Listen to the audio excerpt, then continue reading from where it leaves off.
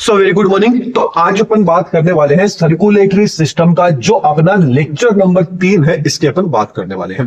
आप सबको पता है अपनी साइंस के अंदर जो बायोलॉजी है इसकी अपनी सीरीज चल रही है। इसके अंदर अपना डाइजेस्टिव सिस्टम अपन कंप्लीट कर चुके हैं एंड सेकंड अपने सर्कुलेटरी सिस्टम स्टार्ट किया था। ब्लड जो सर्कुलेशन सिस्टम है, रक्त परिसंचरण तंत्र है, इसको अपन ने क्या किया था, स्टार्ट किया था। इसका आज अपना जो तीसरा ये लेक्चर रहने वाला है, तो अपन कोशिश करेंगे कि आज के लेक्चर में सर्कुलेटरी सिस्टम को ऑलमोस्ट अपन क्या करते हैं, कंप्लीट कर देते हैं। तो चलिए सर्कुलेटरी सिस्टम को ऊपर पढ़ते हैं। इससे पहले देखिए मैं आपको बता दूं, अपन ने जस्ट इससे जो पिछले वाला पेपर मतलब जो वीडियो लेक्चर था उसके अंदर मैंने आपको 3 क्वेश्चन दिए थे करने के लिए। मैंने कहा था कि भाई ये 3 क्वेश्चन है, इनके आंसर आप मेरे को कमेंट बॉक्स में बता दीजिएगा या फिर मैं आपको जो अगला लेक्चर रहेगा उसमें इन तीनों क्वेश्चन के आंसर बता दूंगा।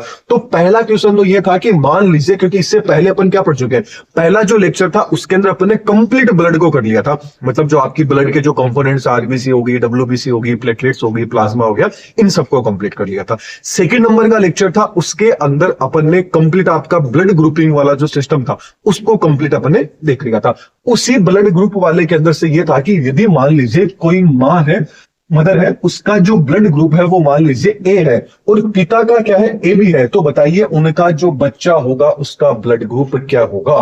तो याद रखना, तो उस बच्चे का जो रक्त समूह है वो आपका क्या होने की पॉसिबिलिटी, आपका क्या होगा, आपका A B, A and B, ये क्या हो सकता है, उसका ब्लड ग्रुप है वो हो सकता है। इसके अलावा सेकंड नंबर के क्वेश्चन की बात करें, यदि मान लीजिए आपको कोई भी क्या दे रखा है, ब्लड का एक सैंपल दे रखा है, उस सैंपल के अंदर एंटीजन ए बता रखा है, तो और एंड उसकी एंटीबॉडी आपको बता रखा है बी है, तो आपको बताना है कि उसके अंदर ब्लड ग्रुप कौन सा होगा। तो उसका ब्लड ग्रुप कौन सा रहेगा, भाई ए वाला ब्लड ग्रुप रहेगा, क्योंकि सीधी सी बात है, मैंने बताया था कि जो एंटीजन है वही ब्लड ग्रुप रहेगा। मतलब मान लीजिए आरबीसी की सरफेस पे ए एंटीजन है तो ब्लड ग्रुप ए होगा, बी एंटीजन है तो बी होगा, दोनों प्रेजेंट है तो ए बी हो गया और एक प्रेजेंट है तो आपका हो गया। तो इसका आंसर कौन सा आ गया, आपका ए वाला आ गया। अगले क्वेश्चन की बात करें तो मान लीजिए यदि कोई दंपति है, उनका ब्लड ग्रुप समूह ए एंड क्या है, ओ, ए बी एंड ओ है। अब उन्होंने क्या किया है कि एक बच्चे को क्या ले लिया है भाई, उन्होंने गोद ले लिया है। फिर गोद लिया, अब उसको भूल जाइए। अब एक एग्जामिनर ने यहाँ पे क्या कर दिया, आपको कंफ्यूज कर दिया। अब गोद वाली चीज को बस बीच में ऐड कर दिया, लेकिन उन्होंने बताया कि 2 साल बाद में इन दोनों के 2 बच्चे हुए जिनका ब्लड ग्रुप है वो क्या है, ए बी एंड ओ है। तो अब आपको ये बताना है कि भाई ये जो तीनों के तीनों बच्चे थे, एक तो जो 2 साल के अंदर जो 2 बच्चे हुए वो, और जिसको गोद लिया है, इन तीनों का ब्लड ग्रुप क्या है, इन्होंने बता दिया है। तो अब आपको बताना है कि जो गोद इन्होंने बच्चा लिया था उसका ब्लड ग्रुप क्या होगा। तो याद रखिएगा उसका ब्लड ग्रुप कौन सा होगा, आपका बी वाला आंसर हो जाएगा, ओ उसका ब्लड ग्रुप होता है। चलिए ये तो अपन ने तीनों की तीनों क्वेश्चन करिए।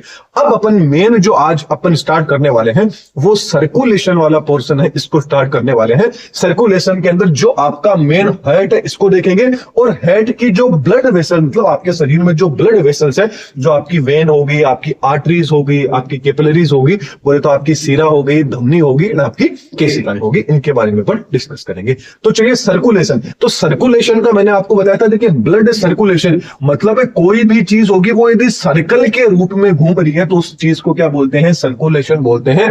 और यहां पे सर्कुलेशन के रूप में कौन घूम रहा है, आपका ब्लड घूम रहा है, इसलिए इसको क्या बोलेंगे, ब्लड सर्कुलेटरी सिस्टम बोलेंगे। चलिए अब जो ब्लड सर्कुलेटरी आपका सिस्टम है, ये जो आपके मतलब जितने भी आपकी एनिमल्स बॉडी है उन सब के अंदर सबसे मोस्ट इंपोर्टेंट जो सिस्टम है वो कौन सा रहता है, आपका ब्लड सर्कुलेटरी सिस्टम रहता है। अब एक जो क्वेश्चन है वो ये आ सकता है कि भाई जो आपका ब्लड सर्कुलेटरी सिस्टम है या जो आपका हार्ट है, ये किस तरह से फंक्शन करता है, किस तरह से काम करता है, इसको सबसे पहले किसने बताया था, किसने डिस्कवर किया था। तो याद रखिए ना, जो विलियम आपके हार्वे है, इन्होंने 1628 के अंदर इसके बारे में एक्सप्लेन किया था। क्या चीज, एक तो हार्ट किस तरह से फंक्शन करता है वो चीज इन्होंने बताई थी, दूसरा जो ब्लड का सर्कुलेशन किस तरह से होता है, इन दोनों को ही किसने बताया था, विलियम हार्वे ने बताया था। चलिए ये चीज अपन ने देख ली।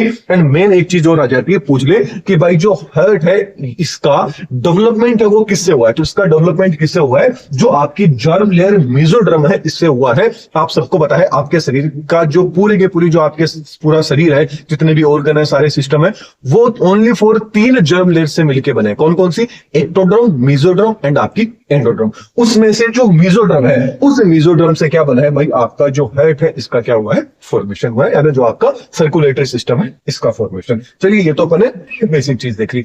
अब आपकी एनसीईआरटी में एक पॉइंट दिया गया है कि ओपन एंड जो क्लोज टाइप का सर्कुलेटरी सिस्टम है वो क्या होता है। तो थोड़ा सा आपको इन दोनों में पता होना चाहिए कि ओपन सर्कुलेशन सिस्टम क्या होता है एंड क्लोज सर्कुलेटरी सिस्टम क्या होता है। नाम से ही पता चल रहा है ओपन, तो याद रखना जो ओपन सर्कुलेटरी सिस्टम रहेगा ना, उसके अंदर जो आपके ऑर्गन रहेंगे ना, वो डायरेक्ट ब्लड के अंदर, ये एक तरह से मान लीजिए कि ब्लड के अंदर तैरते हुए आपको मिलेंगे। मतलब उनके अंदर ये आप बोल सकते हैं कि कैपिलरी वाला सिस्टम है ना, कूपिकाओं वाला, वो सिस्टम नहीं देखने को मिलता है, जैसे कि आप डायग्राम में देख रहे हैं। ये डायग्राम तो आपका ओपन सर्कुलेटरी सिस्टम का है, ये आपका क्लोज सर्कुलेटरी सिस्टम का है। तो ये इसमें कौन आ गए, आपके आर्थ्रोपोड्स आ गए, आपके मोलस्कस आ गए। इनमें क्या है, आपको ओपन टाइप का सर्कुलेशन देखने को मिलता है एंड क्लोज टाइप का जो सर्कुलेटरी सिस्टम है वो आपको किसमें, एनेलिडास एंड जो आपके सॉरी ये आपके जो कोऑर्डिनेट्स है इनके अंदर देखने को मिलता है। बाकी ये वाला जो पोर्शन ना, ये जिस टाइम पे एनिमल किंगडम में पढ़ेंगे तब आपको और अच्छे से चीजें समझ में आ जाएगी। लेकिन मेन चीज आपको यहां पे देखिए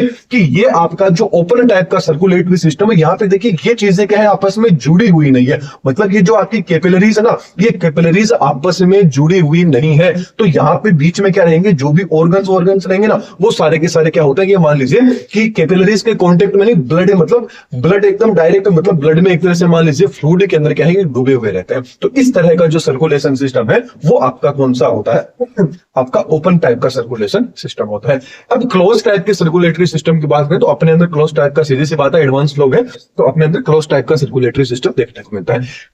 जो आपका क्लोज टाइप का सर्कुलेशन सिस्टम होगा, इसके अंदर ये जो आपकी मतलब जो आपकी कैपिलरीज है ये क्या होगी, आपस में जुड़ी रहेगी, या एक तरह से बोले तो अपने जो ऑर्गन है वो ब्लड में तैरते हुए, बोले तो फ्लूइड में तैरते हुए आपको नहीं दिखेंगे। पूरा का पूरा अपने शरीर में क्या बना है, एक सिस्टम बना है। इसी के लिए तो अपन किस में आते हैं, एडवांस वर्टिब्रेट्स में आते हैं। तो ये आपको देख लिया कि भाई close circulatory system and open, sorry close के अंदर एंड ओपन के अंदर क्या डिफरेंस रहता है। मेन बस आपके सामने डायग्राम द्वारा मैंने समझाया, थ्योरी में लिखा था तो आपको समझ में नहीं आती, तो ये डायग्राम देख के आप समझ सकते हैं ये क्लोज सर्कुलेटरी सिस्टम, ये आपका ओपन सर्कुलेटरी सिस्टम। चलिए अब आगे बात करते हैं, आपके एनसीईआरटी में 3 वर्ड्स का, 3 टर्म्स का यूज किया गया है। क्लोज ओपन सर्कुलेटरी सिस्टम तो देख लिया, लेकिन एक क्या है कि भाई आपका सिंगल सर्कुलेटरी सिस्टम, एक आ जाता है डबल सर्कुलेटरी सिस्टम। 2 तरह के आपके सिस्टम और देखने को मिलते हैं, कौन कौन सा, सिंगल सर्कुलेशन एंड आपका डबल सर्कुलेटरी सिस्टम। अब जो आपका डबल सर्कुलेटरी सिस्टम है इसके अंदर भी 2 पार्ट्स आ जाते हैं, कौन कौन से, एक तो आ जाता है इनकम्प्लीट डबल सर्कुलेटरी सिस्टम, एक आ जाता है कंप्लीट डबल सर्कुलेटरी सिस्टम। अब इन तीनों में डिफरेंस अपन समझने की कोशिश करते हैं। देखिए सिंगल सर्कुलेटरी सिस्टम, सिंगल का मतलब क्या हो गया कि यहां पे जो ब्लड होगा वो हार्ट के द्वारा एक ही बार क्या किया जाएगा, बॉडी की तरफ सप्लाई कर दिया जाएगा, बोले तो पंप कर दिया जाएगा। इस तरह का जो सर्कुलेशन है वो क्या कहलाता है, आपका सिंगल सर्कुलेशन कहलाता है।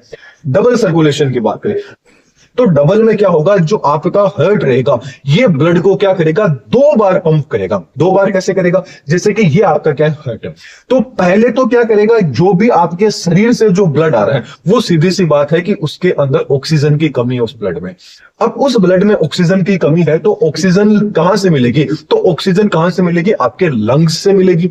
अब ये हार्ट क्या करेगा, सबसे पहले तो जो ब्लड हार्ट के पास में आया है डीऑक्सीजन वाला ब्लड, मतलब जिस ऑक्सीजन मतलब उस ब्लड में ऑक्सीजन की कमी है, वो ब्लड सबसे पहले हार्ट के पास में आएगा और हार्ट उस ब्लड को ऑक्सीजन लेने के लिए कहां भेजेगा, आपके लंग्स के पास में भेजेगा।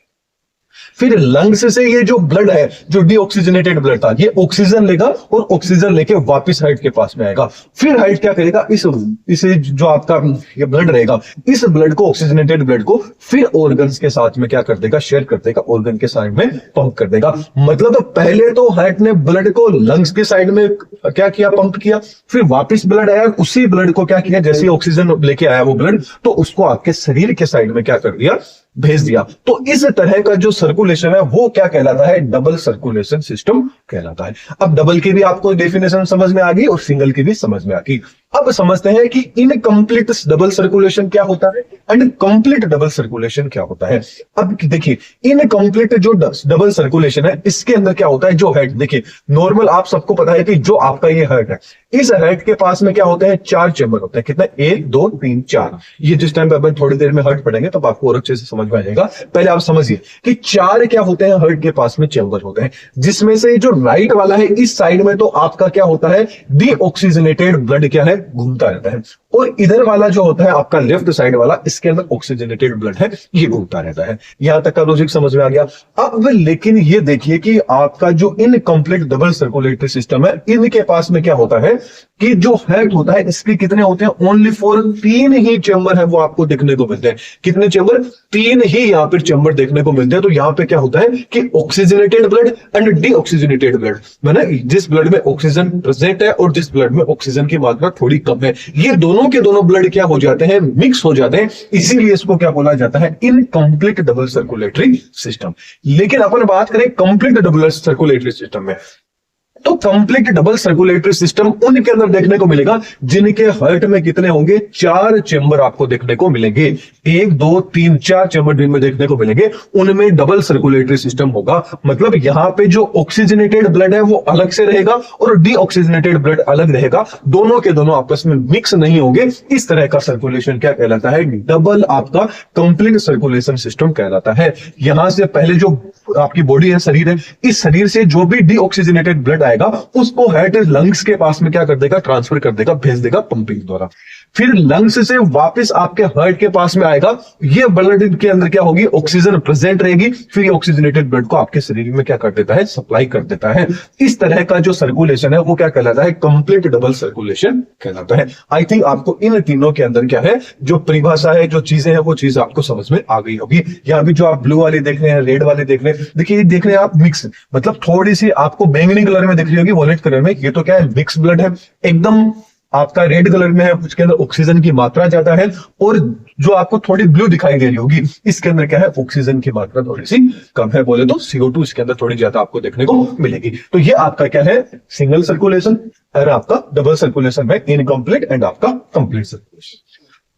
चलिए अब थोड़ा सा समझने की कोशिश करते हैं, जो चीज मैंने अभी समझाई वो एग्जाम में किस तरह से आ सकते हैं, उसके लिए मैंने पहले से आपके लिए चार्ट बना दिया है। चलिए अभी मैंने आपको बताया कि भाई जिनके पास में क्या होता है, मतलब एक हार्ट होता है, मतलब जिन बोले तो जो सिंगल सर्कुलेटरी सिस्टम वाले होते हैं उनके अंदर क्या होता है, हार्ट के अंदर ओनली 4 क्या होता है, आपके 2 ही चेंबर है वो देखने को मिलते हैं, बाकी के अंदर क्या थे, 3 एंड 4 थे। तो जिनके अंदर हार्ट में 2 ही चेंबर होंगे, इस तरह का जो हार्ट होता है उसको क्या बोला जाता है, वीनस हार्ट बोला जाता है, बोले तो वीनस हृदय उसको बोला जाता है। अब अपन सबसे पहले बात कर लेते हैं कि जो डबल, मतलब जो आपका डबल जो 2 चेंबर रहेंगे हार्ट में, वो किन में रहेंगे, जो आपकी मछलियां हैं उनके अंदर देखने को मिलेगा। मतलब जो आपकी फिशेस है उनके अंदर, हार्ट के अंदर कितने होते हैं, ओनली 4, 2 ही चेंबर होते हैं। इस तरह से 2 ही उसके अंदर चेंबर देखने को मिलते हैं। अब बात करें उन दोनों में से क्या होगा, एक तो आपका क्या होगा, आर्टरियम होगा, एक आपका क्या होगा, वेंट्रिकल होगा। बोले तो एक तो आपका क्या होगा, आलिंद होगा, एक आपका क्या होगा, निलय होगा।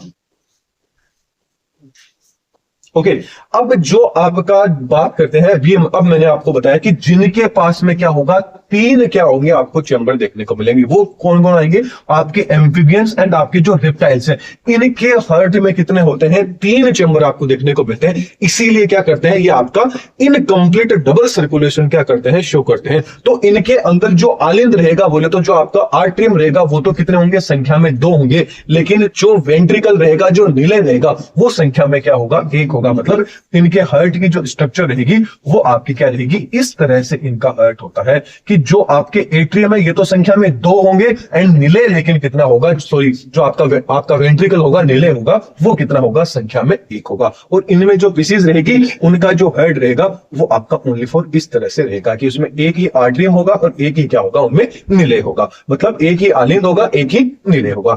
ठीक ऐसे ही अब बात कर लेते हैं जो आपके क्रोकोडाइल्स हो गए, एवीज हो गए, एंड आपके मेमल्स हो गए। जो आपका क्रोकोडाइल है, ये क्रोकोडाइल एक्चुअल में किसमें आता है, रेप्टाइल्स में आता है। तो यही वेरी इंपॉर्टेंट क्वेश्चन है, यहीं से क्वेश्चन उठ के आता है कि भाई जो आपका मगरमच्छ है, ये मगरमच्छ रेप्टिलिया के अंदर आता है, लेकिन रेप्टाइल में तो अभी अपन ने बात की ना कि रेप्टाइल के पास तो 3 ही चेंबर युक्त हार्ट होता है, लेकिन रेप्टाइल में भी जो आपका मगरमच्छ है वो काफी एडवांस होता है। उसके हृदय में कितने होते हैं? 4 चेंबर होते हैं, इसलिए वो उसके अंदर भी 4 चेंबर का मतलब उनका जो हार्ट रहेगा वो आपका इस तरह से उनका क्या होता है? आपका हार्ट होता है। 4 इनके अंदर चेंबर मिलने देखने को मिलते हैं। इस साइड वाले में पूरा डीऑक्सीजनेटेड ब्लड रहता है और इस साइड में पूरा ऑक्सीजनेटेड ब्लड रहता है। ये आपका क्या आ गया? डबल सर्कुलेशन सिस्टम में आ गए। ये दोनों के दोनों इनकम्प्लीट डबल सर्कुलेशन में आ गए। ये जो चार्ट है ये काफी इंपॉर्टेंट है। जो पीछे मैंने 2 आपको जो स्लाइड दिखाई थी उन दोनों को एक साथ मिक्स कर दिया तो ये चार्ट बन गया। तो आप इसका स्क्रीनशॉट लेना चाहें तो ले लीजिए। चलिए आगे बात करते हैं। अब आगे क्या आ जाता है कि ये थोड़ा बेसिक चीजें देख ली। अब बात करते हैं कि जो आपकी आर्टरी है बोले तो धमनी है, आपकी सीरा है यानी वेन, एंड आपकी जो केसिकाएं हैं कैपिलरीज है। इन तीनों के अंदर क्या डिफरेंस होता है, मेनली वो चीज अपन पढ़ने की कोशिश करते हैं। तो सबसे पहले याद रखना कि जो आपकी आर्टरी रहेगी, जो आपकी धमनी रहेगी, इसके अंदर हमेशा ऑक्सीजनेटेड जो ब्लड रहेगा, मतलब आपकी आर्टरी रहेगी, इसके अंदर हमेशा जो स्वच्छ जो आपका ब्लड रहेगा, स्वच्छ ब्लड का मतलब यहां पे क्या हो गया? ऑक्सीजन से हो गया कि उस ब्लड में ऑक्सीजन की मात्रा क्या रहेगी? ज्यादा रहेगी। अब यहां पे भी एक अपवाद आ जाता है कि जो आपकी पल्मोनरी आर्टरी होती है उसके अंदर क्या होता है, क्योंकि देखिए मेन याद रखना, जो आपकी आर्टरी रहेगी ना, इस आर्टरी के अंदर हमेशा प्योर ब्लड रहेगा। जो आपकी वेन रहेगी, इस वेन के अंदर हमेशा अशुद्ध ब्लड रहेगा, बोले तो आपका इम्प्योर ब्लड रहेगा। लेकिन जो आपकी यहां पे आर्टरी के अंदर भी जो आपकी पल्मोनरी आर्टरी होती है, इसके पास में हमेशा इम्प्योर ब्लड रहता है। इसमें ये आर्टरी है फिर भी क्या होगा? इसमें इम्प्योर ब्लड रहेगा। ठीक ऐसे ही जो आपकी वेन रहेगी, वेन के अंदर क्या है? डीऑक्सीजनेटेड ब्लड रहेगा, मतलब ऐसा ब्लड जिसमें ऑक्सीजन की मात्रा तो कम हो लेकिन CO2 की मात्रा क्या हो? आपकी ज्यादा हो। तो वो मतलब आपकी आर्टरी में हमेशा ऑक्सीजनेटेड ब्लड रहेगा, एंड जो आपकी वेन रहेगी इसमें हमेशा ऑक्सीजन रहित बोले तो डीऑक्सीजनेटेड ब्लड रहेगा। लेकिन जो आपकी पल्मोनरी वेन है, मतलब फुफ्फुसीय जो आपकी सीरा है, इसके अंदर हमेशा प्योर ब्लड है, वो प्योर ब्लड क्या होता है? फ्लो होता है। ये वेरी वेरी इंपॉर्टेंट पॉइंट है। दोनों के दोनों इनको आप अल्ट्रा लगा लीजिएगा कि काफी इंपॉर्टेंट ये रहने वाले हैं। तो पहला आपने डिफरेंस देख लिया। दूसरे डिफरेंस की यदि अपन बात करें तो जो आपकी आर्टरी रहती है, ये हमेशा देखना ब्लड को हमेशा कहां लेके जाती है, मतलब ब्लड होता है उसको हमेशा कहां लेके जाती है? हृदय से शरीर की तरफ लेके जाती है। आर्टरी मतलब जो आपकी धमनी होती है, ये हमेशा क्या करती है? हार्ट से ब्लड को दूर लेके जाती है, मतलब अवे फ्रॉम लेके जाती है। ए से क्या हो गया? आर्टरी। ए से क्या हो गया? अवे फ्रॉम, मतलब हार्ट से दूर लेके जाती है। ठीक ऐसे ही वेन की बात करें तो वेन हमेशा ब्लड को क्या लेके आती है? हार्ट के पास में लेके आती है। ये चीज आपको याद रखना है कि शरीर से हार्ट की तरफ ब्लड को लाने का काम तो वेन का रहता है और आर्टरी का काम रहता है हार्ट से ब्लड को दूर ले जाने का काम रहता है। वेरी इंपॉर्टेंट पॉइंट है। इस इंपॉर्टेंट पॉइंट को आपको याद रखना। जैसे आप हिंदी मीडियम के स्टूडेंट हैं तो आपके लिए ट्रिक भी हो सकती है कि यहां पे क्या है? सीरा, और यहां पे क्या आ जाता है? आपका शरीर। तो सीरा एंड जो आपका शरीर, मतलब जो आपकी सीरा रहेगी वो हमेशा ब्लड को शरीर से दूर लेके जाएगी। दूर कहां लेके जाएगी? आपके हार्ट के पास में लेके जाएगी। इंग्लिश मीडियम वाले आर्टरी के ये ट्रिक बना सकते हैं कि जो ए से क्या हो जाता है? आर्टरी ए से क्या हो जाता है? अवे फ्रॉम, मतलब किसी चीज को दूर लेके जाना। तो यहां पे जो ब्लड होगा वो कहां जाएगा? आपके हार्ट से दूर जाएगा। कहां जाएगा? हार्ट से आपके शरीर के पास में जाएगा। मेन डिफरेंस ये आपके 2 ही डिफरेंस है जो आपको हमेशा याद रखना है। इसके अलावा धमनियों की बात करें आर्टरीज की तो इनका कलर तो कैसा होता है? लाल होता है। जबकि वेन्स की बात करें तो ये जो वेन होती है इनका कलर थोड़ा सा क्या होता है? ब्लू ग्रीन के अंदर होता है। इसके अलावा जो आर्टरी रहती है इनका ब्लड, इनका क्या रहता है? हाई प्रेशर रहता है इनके अंदर। जबकि जो वेन रहती है इनके अंदर लो प्रेशर क्या है? आपको देखने को। चलिए आगे बात करते हैं कि इनके अंदर जो आपकी आर्टरी रहेगी, इनके अंदर याद रखिएगा हमेशा जो वॉल रहेंगे वो वॉल क्या रहेंगे? इनके अंदर एब्सेंट रहते हैं। जबकि जो वेन होती है उसके अंदर आपको वॉल है वो वॉल देखने को मिलेंगे। अब इसके पीछे भी देखिए पूछा नहीं जाएगा कि क्या रीजन है, लेकिन थोड़ा सा आपको पता होना चाहिए कि इसके पीछे रीजन क्या है।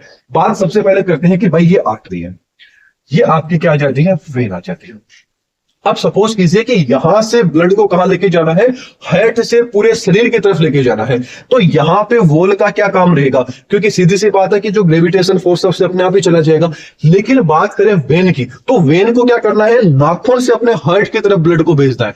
अब सपोज कीजिए कि यदि वो ब्लड नीचे से ऊपर की साइड में आ रहा है, तो सीधी सी बात है कि जो आपका ग्रेविटेशनल फोर्स है उस ब्लड को नीचे की साइड में खींचेगा, तो नीचे ब्लड नहीं जाए, इसलिए क्या होता है, इनमें जगह जगह वॉल लगे रहते हैं कि एक बार ब्लड यहां तक पहुंच गया तो ये वॉल बंद हो गई, यहां पहुंच गया वॉल, मतलब एक तरह से मान लीजिए जेमर लगे रहते हैं। मतलब जिस तरह से मान लीजिए जो ब्रेकर होते हैं ना, आप रोड पे गाड़ी चलाते हैं ब्रेकर आते हैं, सेम वो के वो क्या होता है, यहाँ पे भी आपके क्या है, वॉल प्रेजेंट है। अब वॉल प्रेजेंट है तो सीधी सी बात है कि प्रेशर भी कम रहेगा, और यहाँ कोई भी वॉल नहीं है तो सीधी सी बात है प्रेशर क्या रहेगा, ज्यादा रहेगा। बस ये समझाने के अकॉर्डिंग था, ये चीज पूछी नहीं जाएगी, बस थोड़ा सा आपको पता होना चाहिए कि भाई यहाँ पे वॉल क्यों प्रेजेंट होते हैं, यहाँ वॉल क्यों एब्सेंट होते हैं। अब एक चीज यहाँ पे याद और रखना, मेन यहाँ पे आपको पहला पॉइंट, दूसरा पॉइंट एंड तीसरा पॉइंट, ये 3 लाइनें तो आपको होनी चाहिए, इसमें भी 1 2 एंड आपका 3।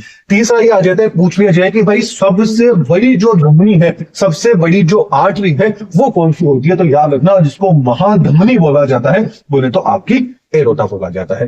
ठीक ऐसे ही वेन की बात करें तो सबसे बड़ी सिरा कौन से आती है, महासिरा आ जाती है। नाम से देखिए पता चल रहा है सबसे बड़ी धमनी, धमनी मतलब महा, सब बड़ी का मतलब क्या हो गया, महान, तो महाबड़ी होगी और महाधमनी होगी, और ये क्या होगी आपकी महासिरा होगी, जिसको क्या बोला जाता है, वेना कावा बोला जाता है। तो ये दोनों को आपको याद रखना है। अब थोड़ा सा कैपिलरी की बात करें तो कैपिलरी के अंदर सीधी सी बात है, जो आपका ऑक्सीजनेटेड ब्लड एंड डीऑक्सीजनेटेड, एक तरह से बोले कैपिलरी में इन दोनों के करेक्टर्स है, वो करेक्टर्स आपको देखने को मिलेंगे। तो इसमें ऑक्सीजनेटेड एंड डीऑक्सीजनेटेड दोनों तरह का ब्लड है, वो ब्लड देखने को मिल जाएगा।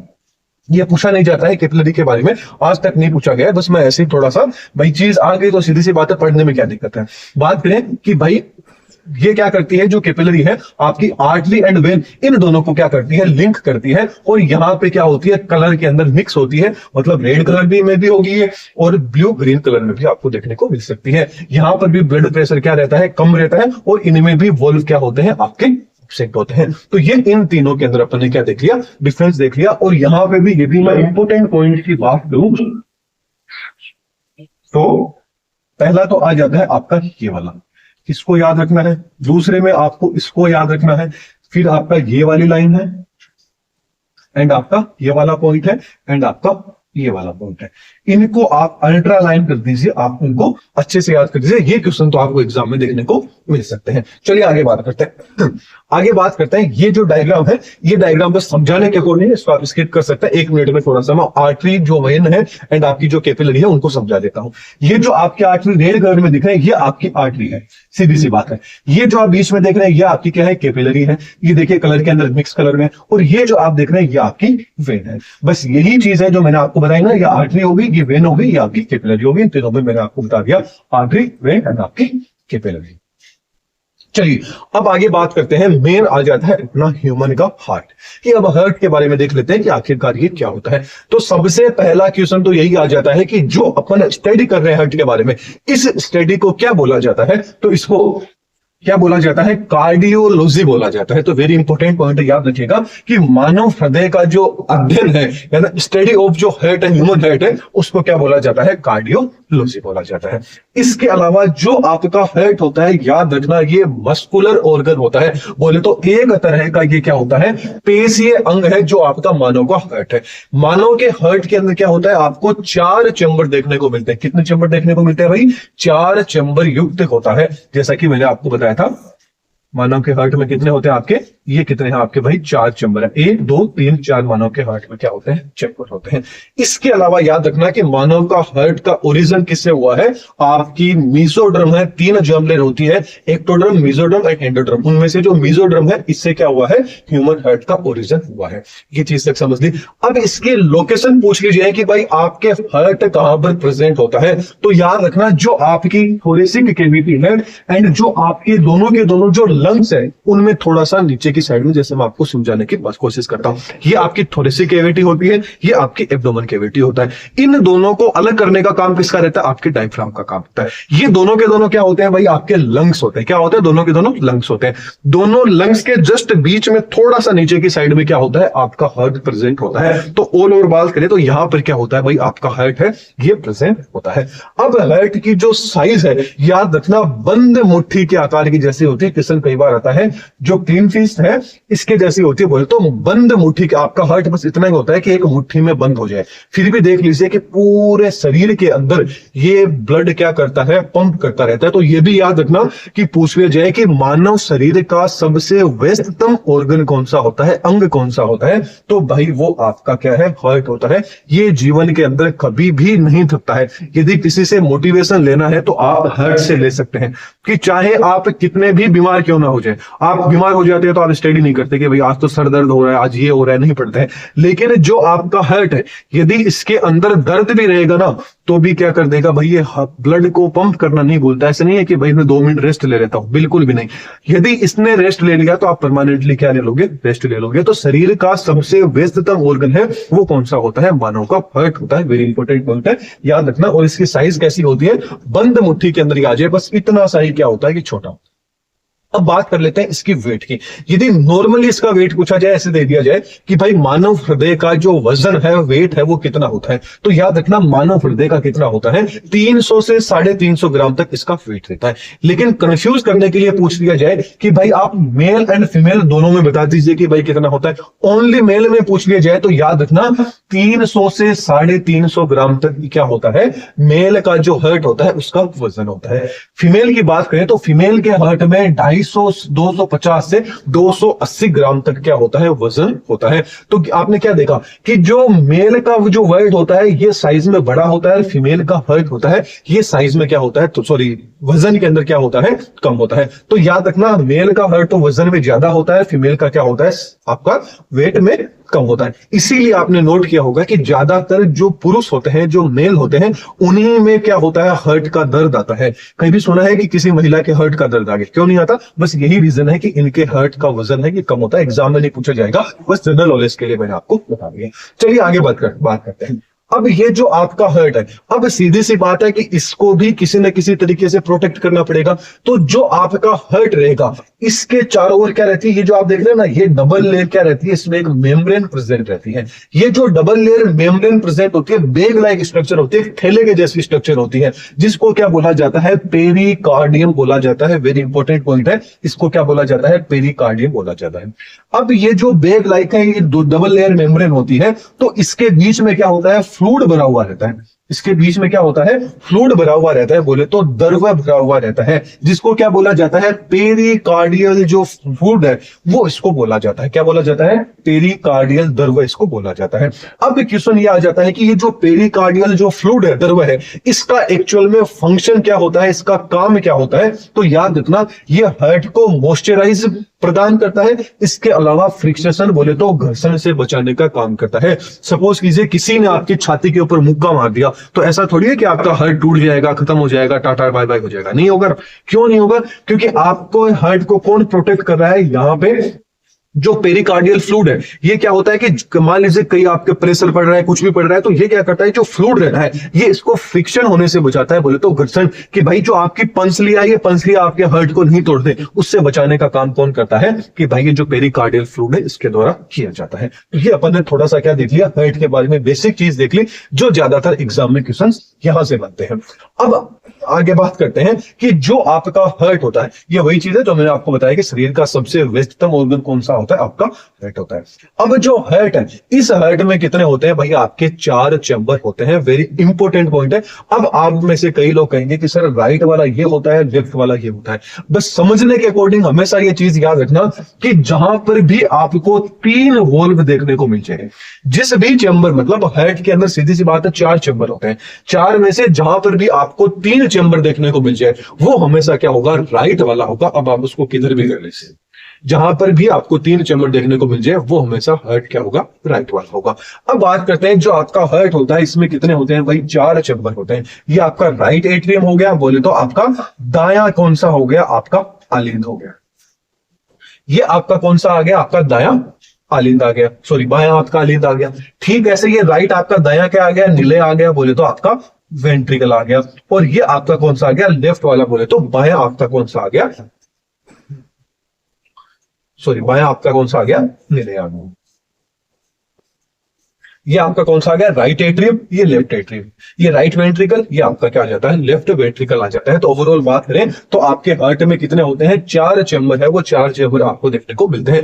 अब थोड़े से अपन हार्ट की जो स्ट्रक्चर है, इस स्ट्रक्चर को पढ़ने से पहले देख लेते हैं कि यहाँ पर देखिए क्या है कि हार्ट के अंदर क्या, आप देखिए बीच में आपको दीवारें देखने को मिल रही होगी, ये ऐसी दीवारें बनाई नहीं है। एक्चुअल में हार्ट के अंदर क्या होती है, चारों चैम्बर को अलग अलग सेपरेट करने के लिए कोई ना कोई दीवारें प्रेजेंट होती है। इन दीवारों का आपके क्या है, एनसीईआरटी के अंदर नाम दिया गया है। तो हो सकता है कि अभी तक तो देखिए क्वेश्चन नहीं बना है, लेकिन हो सकता है कि भाई जब एनसीईआरटी ने इस चीज को मेंशन किया है तो आपको इनके बारे में भी पता होना चाहिए। ज्यादा डिटेल में नहीं बताऊंगा, बस नाम बताना चाहिए। अब सीधी सी बात है, अभी अपन ने बात की है कि भाई ऊपर वाले दोनों के दोनों है, देखिए गौर से देखिए, ऊपर वाले दोनों के दोनों आपके क्या है, एट्रियम है, नीचे वाले दोनों के दोनों आपके क्या है, कौन से हैं, वेंट्रिकल है। तो यहीं से आप समझ लीजिए कि ऊपर वाले दोनों के दोनों क्या है, आपके एट्रियम है। तो दोनों के दोनों जो एट्रियम है, इनको क्या कर रही है, जो दीवार अलग कर रही है उसको क्या बोला जाता है, इंटर एट्रियल सेप्टम बोला जाता है। क्या बोला जाता है, इंटर एट्रियल सेप्टम बोला जाता है, बोले तो IAS इसको बोला जाता है। हिंदी में काफी अजीब से इनके नाम है, तो इससे अच्छा है कि आप इनको इंग्लिश में याद कर सकते हैं, इंटर एट्रियल सेप्टम।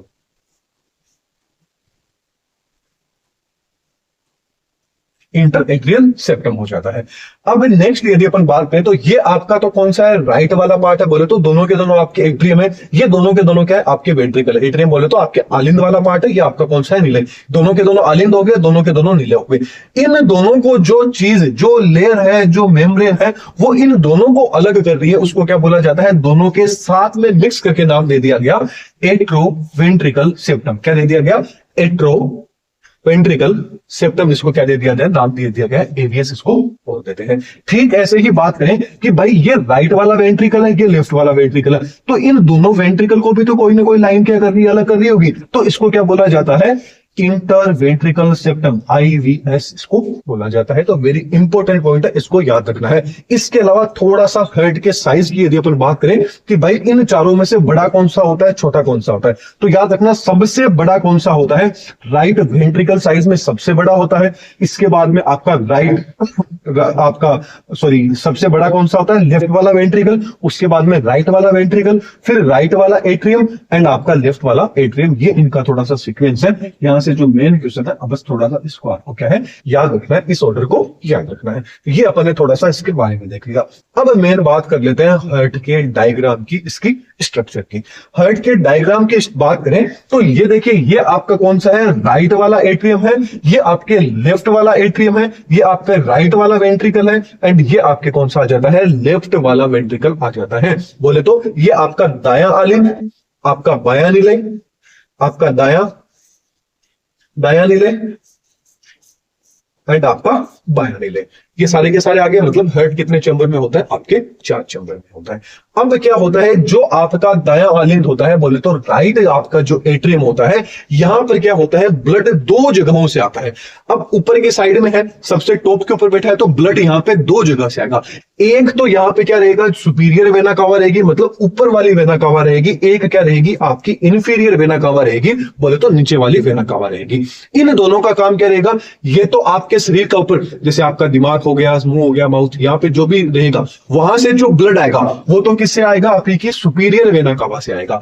ठीक ऐसे ही बात करें आपकी inferior vena cava. Inferior vena cava मतलब जो आपके अंगूठे से लेके जो आपके ब्लड आएगा हार्ट तक, वो किससे आएगा, आपकी इंफीरियर वेना कावा से आएगा। बोले तो कौन सी, निम्न महाशिरा एंड आपकी ऊर्ध्व, या बोले तो आपकी उच्च महाशिरा, आप इसको बोल सकते हैं। तो मतलब जो आपका अशुद्ध ब्लड है, ये दोनों के दोनों आपके क्या है, लेके आ रही है, वेना कावा लेके आ रही है। ओके, आपको ब्लड सबसे पहले क्या आएगा, आपके राइट वाले एट्रियम के अंदर आ जाएगा। अब जो आपका राइट वाला एट्रियम है, इसके अंदर खुद के अंदर भी एक छोटा सा क्या होता है, एक मतलब एक जगह से ब्लड और आता है, उसको इसको क्या बोला जाता है, कोरोनरी साइनस बोला जाता है। कई बार आपको नाम देखने को मिलेगा कोरोनरी साइनस। ये जो कोरोनरी साइनस रहेगा, ये क्या करेगा, आप सीधी सी बात है कि हार्ट काम कर रहे हैं तो भाई खुद को भी तो एनर्जी चाहिए ना, खुद को भी तो कुछ लेना होगा। तो ये जो कोरोनरी साइनस यहाँ पे एक वोल्व, एक जो यहाँ पे एक चीज आके मिलती है, वो क्या करता है कि हार्ट खुद को भी जो ब्लड चाहिए वो इस कोरोनरी साइनस से ले लेता है। इसको थोड़ी देर में और समझेंगे। फिर ब्लड क्या होता है, जो आपका राइट एट्रियम है, इससे कहा जाता है राइट वाले वेंट्रिकल के अंदर चला जाता है, बोले तो दाएं नीले के अंदर ये ब्लड चला जाता है। अब यहां पर क्या होते हैं, आपके 3 वॉल्व है वो देखने को मिलेंगे। कितने वॉल्व देखने को मिलेंगे, 3 वॉल्व देखने को मिलेंगे। इसीलिए इसको क्या बोला जाता है, ट्राइकोस्पिड वॉल्व इसको बोला जाएगा। 3 वॉल्व। अब हमेशा याद रखना, कई बुक्स के अंदर आपको राइट एट्रियम है ये उस साइड में देखने को मिलेगा, तो उस साइड में देखने को मिले तो आप पहचानोगे कैसे, आप कंफ्यूज हो जाओगे। तो कंफ्यूजन नहीं होना है, जहां पर भी 3 वॉल्व देखने को मिल जाए तो वो ये मान लेना आपका राइट एट्रियम है। तो राइट लेफ्ट आप उसे देख लेना। अब ब्लड कहां आ गई भाई, आपके राइट वाले वेंट्रिकल में आ गया। अब राइट वेंट्रिकल से जो आपकी पल्मोनरी आर्टरी रहेगी, ये क्या करेगी, क्योंकि राइट वाले पोर्शन में क्या है, आपका इंप्योर ब्लड है, वो ब्लड फ्लो होता है। अब यहां से क्या होगा, जो आपकी पल्मोनरी आर्टरी रहेगी, ये ब्लड को क्या, यहां से जो ब्लड है, ये ब्लड कहां चला जाएगा, आपके लंग्स के साइड में चला जाएगा। इसीलिए तो, क्योंकि देखिए मैंने क्या बताया था, आर्टरी का काम होता है ब्लड को ले जाने का, लेकिन ये चीज तो फ्लो फॉलो कर रही है कि ब्लड को लेके तो जा रही है, लेकिन कायदे से इसको क्या लेके जाना चाहिए था, प्योर ब्लड को लेके जाना चाहिए था। लेकिन ये क्या लेके जा रही है, इम्प्योर ब्लड को लेके जा रही है। इसलिए क्या है, आपका अपवाद है, वेरी इंपॉर्टेंट क्वेश्चन है, इसको आप याद रखिएगा। स्टार्टिंग में मैंने आपको बताया था, बस वही चीज है। अब यहां पर भी देखिए भाई, वोल्व लगे हुए हैं। ये जो दोनों के दोनों यहां पर वोल्व है, इनको सेमी लूनार वोल्व बोला जाता है। सेमी लूनार या बोले तो आपके अर्धचंद्राकार वोल्व बोला जाता है, क्योंकि देखने में चांद आधा दिखता है ना आपको, वैसे क्या होती है, इनकी स्ट्रक्चर होती है, इसलिए इनको क्या बोला जाता है, अर्धचंद्राकार वोल्व बोला जाता है। अब यहां से ब्लड कहां चला जाएगा, आपके लंग्स के पास में चला गया। अब लंग से जो ब्लड आएगा, वो ब्लड आएगा कहां पर, आपकी पल्मोनरी वेन द्वारा। अब वेन का काम क्या होता है, ब्लड को हार्ट से दूर लेके जाना, लेकिन ये क्या कर रही है, सॉरी, वेन का काम क्या होता है, हार्ट के साइड में ब्लड लेके आना। ये चीज तो ये फॉलो कर रही है कि भाई ब्लड को क्या है, हार्ट के पास में लेके आ रही है, शरीर के किसी न किसी ऑर्गन से, जैसे फॉर एग्जांपल आपके लंग से लेके आ रही है। लेकिन इसका मेन फंक्शन ये है कि भाई ये इम्प्योर ब्लड लेके आती है, लेकिन एक्चुअल में यहाँ पे ये क्या लेके आ रही है भाई, प्योर ब्लड लेके आ रही है। इसलिए ये भी क्या है, दूसरा अपवाद हो जाती है। तो ये भी वेरी इंपॉर्टेंट पॉइंट है। अब जो आपकी पल्मोनरी वेन थी, ये ब्लड को कहां डाल दिया इसने, जो आपका लेफ्ट बोले तो आपका बायां वाला जो एट्रियम है, इस एट्रियम में डाल दिया। अब क्या होगा, यहां से जो आपका ब्लड रहेगा, वो ब्लड कहां आएगा, लेफ्ट वाले वेंट्रिकल के अंदर आ जाता है। यहां से ब्लड का आएगा, लेफ्ट वाले वेंट्रिकल के अंदर आ जाएगा। यहां पर भी आपके 2 वाल्व प्रेजेंट होते हैं, इसलिए इसको डाइकोस्पिड वॉल्व बोला जाता है, या इसको मिट्रल वॉल्व के नाम से भी जाना जाता है। तो कई बार कंफ्यूज यहीं पे हो जाते हैं, डाइकोस्पिड वॉल्व नहीं देखे, यहाँ पे मिट्रल वॉल्व आ जाता है, या फिर यहाँ पर डाइकोस्पिड वॉल्व आ जाता है, मिट्रल नहीं आता है। तो मिट्रल वॉल्व एंड डाइकोस्पिड वॉल्व दोनों का नाम एक ही है। फिर क्या होगा कि जो आपका लेफ्ट वाला वेंट्रिकल होगा, ये आपके ब्लड को पंप करेगा, और कहां से, आपकी जो एरोटा, एरोटा आपकी सबसे बड़ी होती है, और यहां से जो ब्लड होता है शरीर के जितने भी आपके ऑर्गन्स हैं वहां तक चला जाता है। सेम यहां पर भी क्या होता है, एक वॉल्व प्रेजेंट होता है, ये भी, इसको भी सेमी लूनर वॉल्व बोला जाता है। अब एक चीज आप देखिए कि ये यहाँ पर आपको कुछ व्हाइट व्हाइट आपको यहाँ देखने को मिलेंगे, हिंदी मीडियम वाले देख सकते हैं कि यहाँ पे जो व्हाइट व्हाइट आपको देखने को मिलते हैं, इन व्हाइट व्हाइट को क्या बोला जाता है, कोडेटिन्ने के नाम से जाना जाता है। किस नाम से, कोडेटिन्ने। ये जो कोडेटिन्ने होते हैं, ये क्या करते हैं, इन वॉल को, जैसे फॉर एग्जांपल मान लीजिए कि भाई सामने आपके क्या है, गेट है। अब आपने क्या है, एक बॉडीगार्ड रखा है, वो बॉडीगार्ड क्या है, उसने उस गेट के एक रस्सी बांध रखी है। अब कोई भी बाहर से आएगा, टक टक करेगा, तो वो क्या कर देगा, उस गेट को खोल देगा। उस रस्सी को जैसे ही खींचेगा तो वो गेट खुल गया, तो वो आदमी अंदर आ गया। उस रस्सी को जैसे ही छोड़ेगा, वो गेट क्या हो जाएगा, बंद हो जाएगा। तो सेम ऐसे ही कोडेटिन्ने का काम भी यही होता है। जैसे ही ब्लड शरीर से राइट वाले एट्रियम में आता है, तो क्या करता है, कोडेटिन्ने इसको खींच लेते हैं, तो ब्लड आपके इस वाले पोर्शन में आ जाता है। सेम ऐसे ही जब लंग से प्योर ब्लड आपके लेफ्ट वाले एट्रियम में आएगा, तो ये जो कोडेटिन्ने रहेंगे, ये इसको खींच लेंगे, ताकि प्योर ब्लड इसमें आ जाए, यहां से वापस हार्ट के पास में चला जाता है। इस तरह से जो आपका ह्यूमन हार्ट है, ब्लड को क्या करता है, पंप करता है। ये पूरे के पूरे आपके हार्ट क्या आ जाती है, स्ट्रक्चर आ जाती है, पूरा का पूरा डायग्राम आ जाता है। चलिए आगे बढ़ते हैं। अब आगे जो जो चीज मैंने अभी तक आपको बताई है, जो थ्योरी मैंने बताई है, अब उस थ्योरी के अंदर जो भी इतनी देर मैंने कितनी देर से बोल रहा हूं, जो भी चीज मैंने बोली है, यहां से जो क्वेश्चन बनते हैं उन क्वेश्चंस को मैं यहां पे आपके सामने लेके आया। पहला तो यही आ गया कि जो कोरोनरी धमनी या जो कोरोनरी साइनस है ये क्या होता है। तो मैंने बताया था कि राइट वाले एट्रियम में यहां पे भी एक कोरोनरी क्या रहता है, एक साइनस या एक जो धमनी है ये प्रेजेंट रहती है, बोले तो कोरोनरी आर्टरी यहां पर प्रेजेंट रहती है। तो ये जो कोरोनरी आर्टरी रहेगा इसका मेन काम क्या रहता है, ये हृदय को भी रक्त, क्योंकि सीधी सी बात है कोई इंसान काम कर रहा है तो उसको कुछ ना कुछ चाहिए ना, तो हृदय भी काम कर रहा है तो इसको भी काम करने के लिए फ्यूल चाहिए। तो वो फ्यूल क्या रहता है, जो कोरोनरी रहती है, जो धमनी रहती है, ये इसको ब्लड प्रोवाइड करवाती है।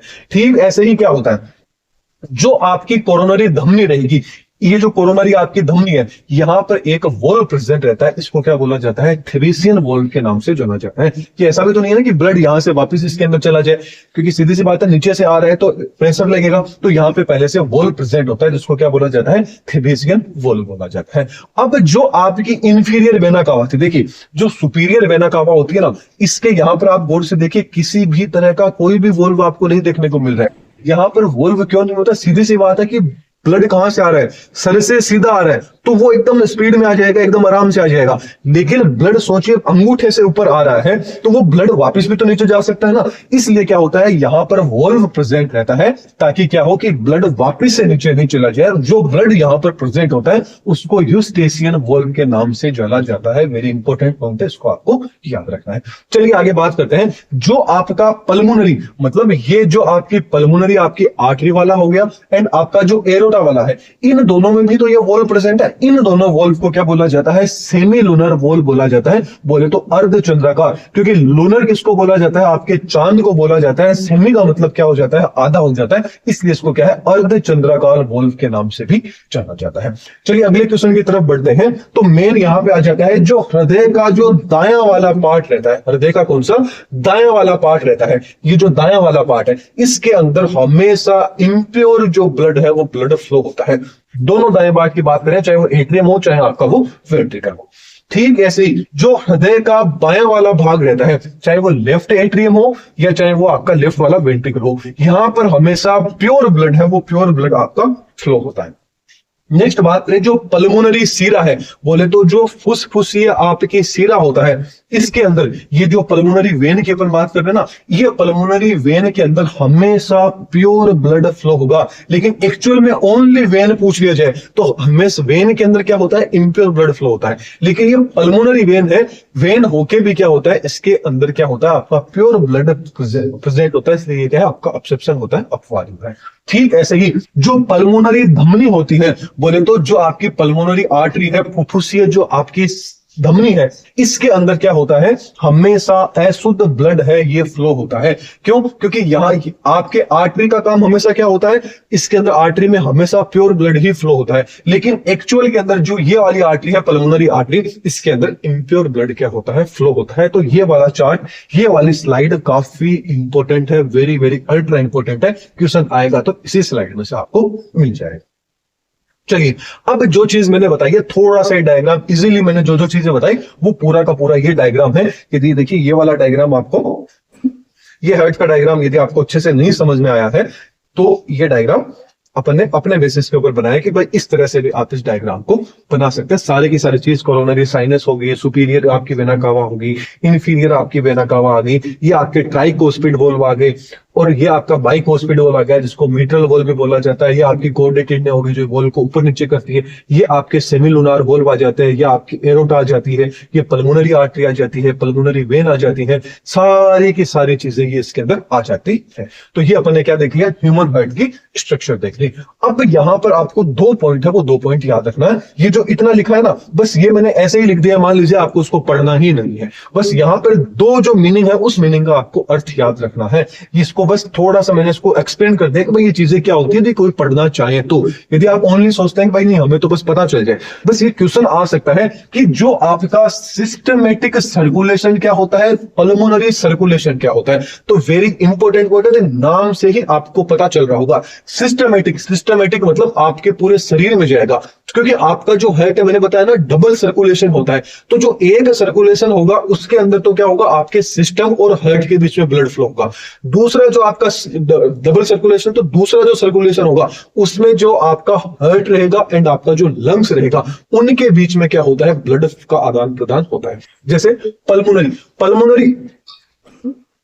पल्मोनरी सर्कुलेशन, तो जो पल्मोनरी है इसका मतलब क्या होता है, फुसफुस से होता है बोले तो आपके लंग्स में, मतलब ब्लड हार्ट से लंग्स के पास में जाएगा, लंग्स से वापस आए, इन दोनों के बीच में यदि ब्लड का सर्कुलेशन हो रहा है तो उसको तो बोलेंगे पल्मोनरी सर्कुलेशन। बस इतना ही आपको याद रखना है कि जो आपका हार्ट रहेगा, इस हार्ट का जो लेफ्ट वाला एंट्रियम एंड लेफ्ट वाला वेंट्रिकल है ना, दोनों के दोनों लेफ्ट वालों के बीच में क्या हो रहा है कि ब्लड क्या जो घूम रहा है वो आपका किस में आ जाता है, सिस्टमेटिक सर्कुलेशन में आ जाता है। तो पल्मोनरी बाद में देखेंगे, पहले यहाँ पे सिस्टमेटिक लिखा है तो सिस्टमेटिक को देख लेते हैं कि जो आपका लेफ्ट वाला जो प्योर ब्लड है, लेफ्ट वाला कौन सा है, आपका प्योर वाला ब्लड है। यदि प्योर ब्लड तो क्या होगा, हमेशा जो लेफ्ट वाला पार्ट रहेगा हार्ट का एंड जो आपका शरीर रहेगा, इनके बीच में क्या होगा, ब्लड यदि आपस में जा रहा है, ऊपर नीचे हो रहा है, तो वो आपका कौन सा आएगा, सिस्टमेटिक हार्ट के अंदर आ जाएगा, बोले तो सिस्टमेटिक सर्कुलेशन आ जाएगा।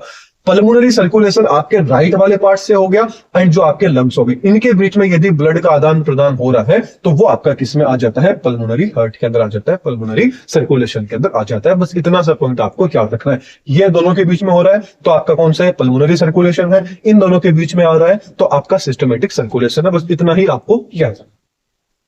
चलिए, अब जो आपका हार्ट था, इस हार्ट का जो अपन ने डायग्राम देखा था, तो हार्ट के अंदर 3 लेयर था, वो 3 लेयर प्रेजेंट रहती है और इन तीनों लेयर का ही काफी ज्यादा इंपॉर्टेंट रोल रहता है।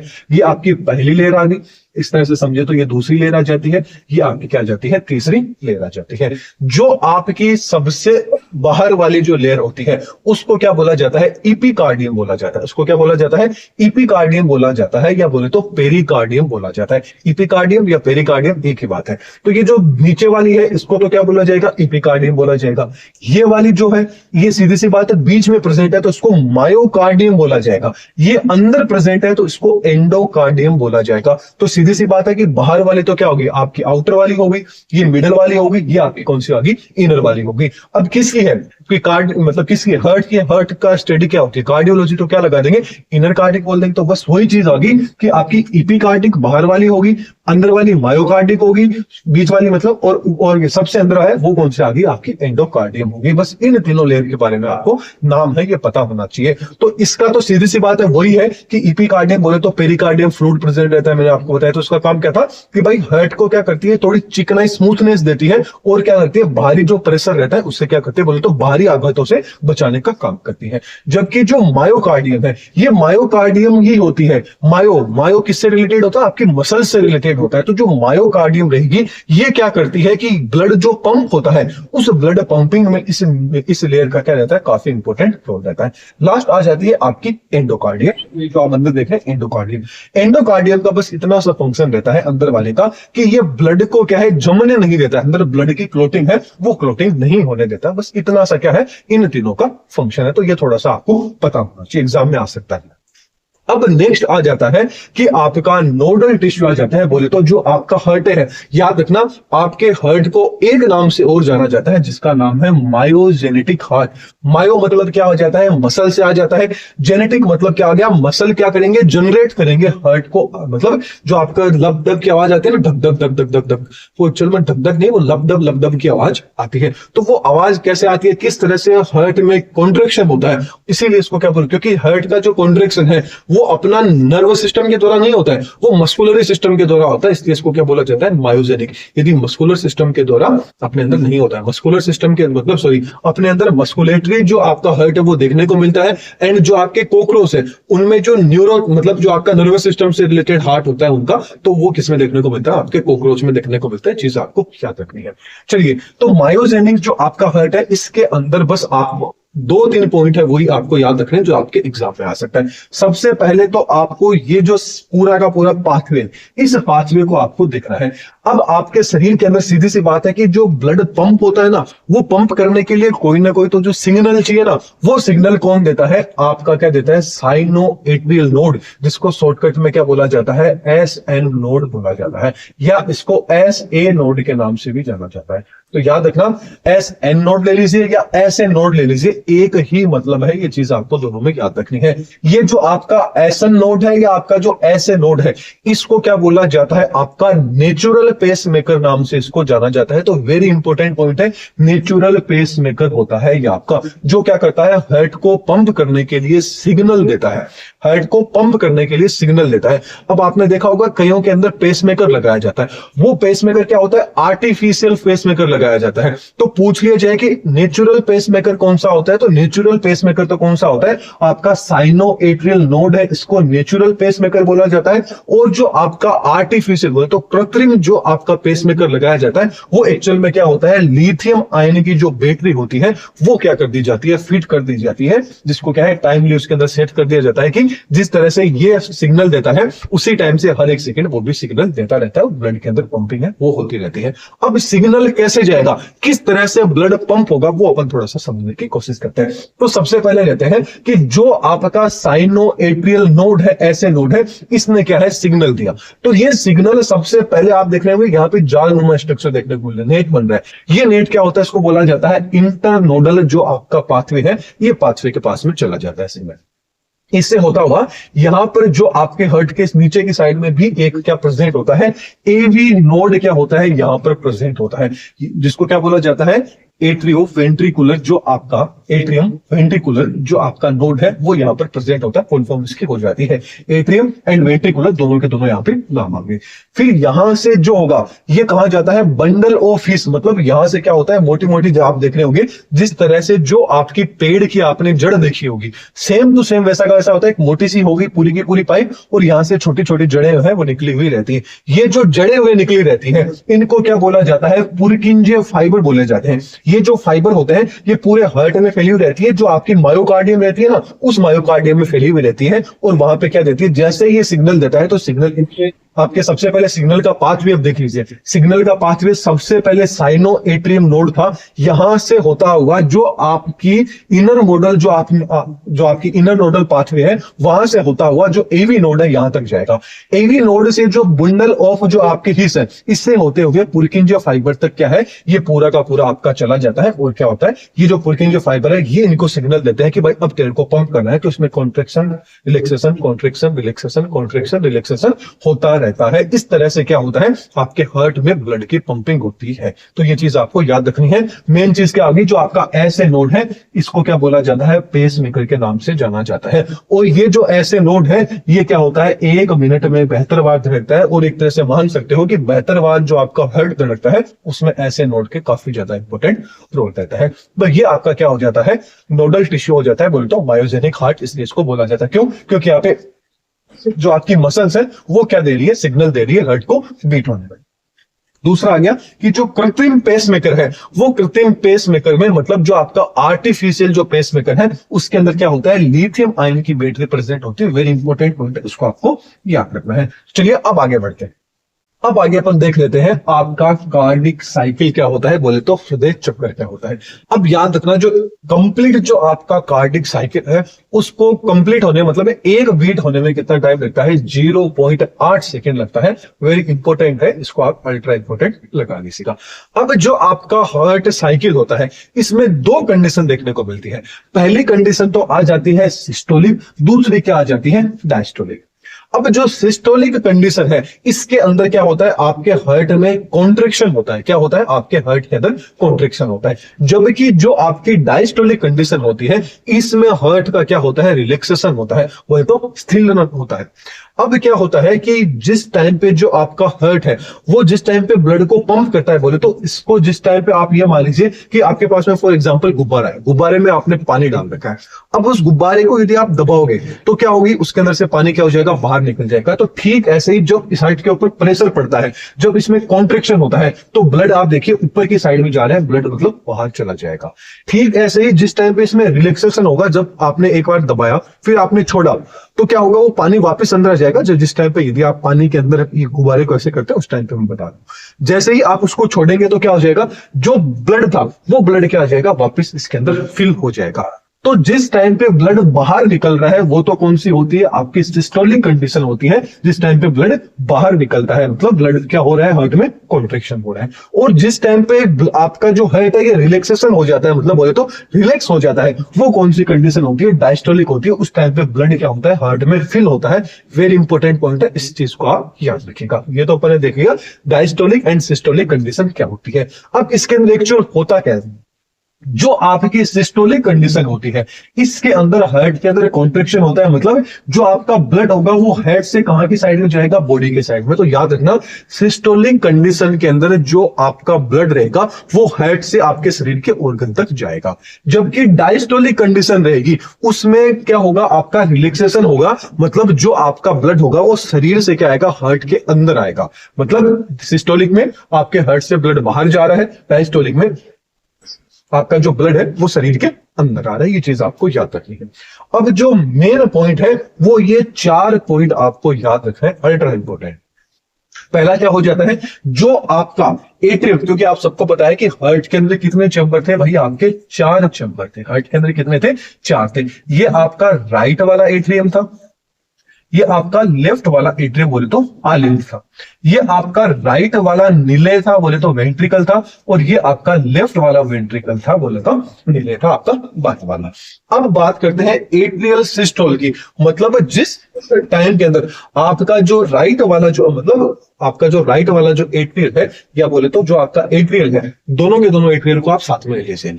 ये जो आपके एट्रियल वाला पार्ट है इसके अंदर यदि सिस्टोल हो रहा है तो उसमें कितना टाइम लगेगा, तो याद रखना 1 सेकेंड का टाइम लगता है एट्रियल को सिस्टोल होने में। ठीक ऐसे ही जो आपका वेंट्रिकल, ये जो आपके वेंट्रिकल है, जो आपके अनिले वाले पार्ट है, इनके अंदर यदि क्या होता है, कॉन्ट्रैक्शन होता है, बोले तो क्या होता है, सिस्टोल कंडीशन आती है, कॉन्ट्रैक्शन होता है, तो कितना टाइम लगता है, 0.3 सेकेंड लगता है।